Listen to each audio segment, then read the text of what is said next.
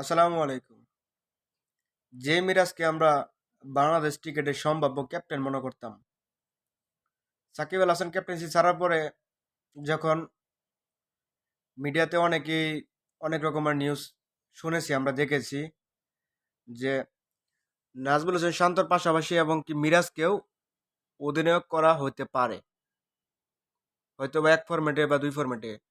আর সেই মিরাজেই এবারে টি-20 বিশ্বকাপও খেলতে পারলো না। আসলে বাংলাদেশ ক্রিকেট বোর্ড বড় একটা স্বার্থপর। এই মিরাজের অবদান কিভাবে আপনারা ভুলে যান? যে মিরাজ কিনা ইন্ডিয়ার সাথে ওয়ানডে সিরিজ জয়ের স্বাদ এনে দিয়েছিল, সেদিন যখন অনেক ব্যাটসম্যান তাড়াহুড়া করে ড্রেসিং রুমে আসার জন্য আউটে আউটে চলে আসছিল, তখন সেই মিরাজ একা একা লড়াই করে মুস্তাফিজকে সাথে নিয়ে ম্যাচটা জিতিয়েছিল সেই ইন্ডিয়ার এগেনস্টে। আমরা ভুলে গেছি গা মিরাজের কথা? একবারও কি ভাবা গেছিল না যে মিরাজকে রাখা যায় কিনা? এই মিরাজ তো শুধু একটা না, আর কয়েকটা ম্যাচের সাক্ষী। কয়েকটা ম্যাচ সে জিতিয়ে দিছে।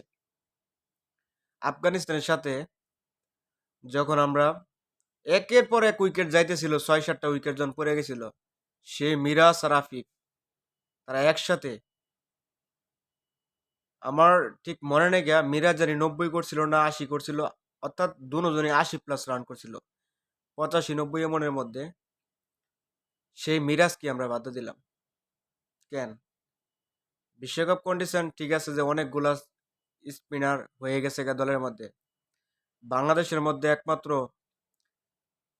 সাকিব আল হাসানের পরে জেনুইন কোন স্পিনার বল এখনো, মানে শর্ট বল টিকেট এখনো হয় নাই। তাইজুল ইসলাম সে টেস্টে খুব ভালো বল করে, নাম্বার ওয়ান বোলিং করলেই চলে টেস্ট স্পিন বোলারদের মধ্যে। কিন্তু শর্ট ফরম্যাটে আমরা এখনো সেরকম সাকিব আল হাসানের পরে এরকম কোনো বোলিং পাই নাই। কিন্তু মিরাজ সে বারবার ব্যাট এবং বল দোনো দিক থেকে সে প্রমাণ করে দেখাইছে। না, আমরা মিরাজকে দ্বিতীয় সাকিব আল হাসান ভাবতে পারতাম, কিন্তু না, হইল না। আসলে সবাই স্বার্থপর।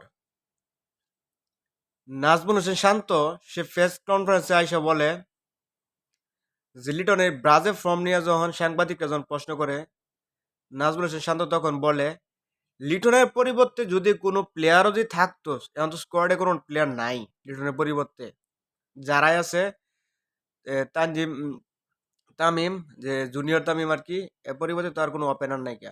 তারপরেও যদি থাকতো আমরা লিটনকে চয়েস করতাম। বাহ! যে লিটন কিনা বিশ্বকাপ দল থেকে বাদ পড়ার জন্য একের পর খারাপ খেলে গেছিল, সে লিটনকে নিয়ে নিলেন। কিন্তু সাইফুদ্দিন এক ম্যাচ খারাপ খেলার জন্য, লাস্টে একটা ম্যাচ সবাই যখন ভালো বল করেছিল, সে একা একা খারাপ বল করেছিল, 4 ওভারে 55 রান দিছে, যার জন্য সে সাইফুদ্দিনকে বাদ করে দিলেন। আর মেহেদী হাসান মিরাজকে একবারও ভাবা গেছিল না। এই থেকে 7 ওভার টিকিট, মানে এটা বাংলাদেশের মধ্যে বাংলাদেশ টিকিট বোর্ডটা যে বিশ্বকাপ একটা টিকিট বোর্ড আছে, বাংলাদেশ টিকিট বোর্ড খুবই বড় 7 ওভার। একবার কি মিরাজ সাইফুদ্দিনের কথা ভাবা গেছিল না? যাই করছেন আপনারা ভালোই করছেন, সমস্যা নাই। এগুলা মানে আপনাদের একটা প্লেয়ারের মন নষ্ট করার জন্য আপনাদের এরকম সিদ্ধান্তই যথেষ্ট।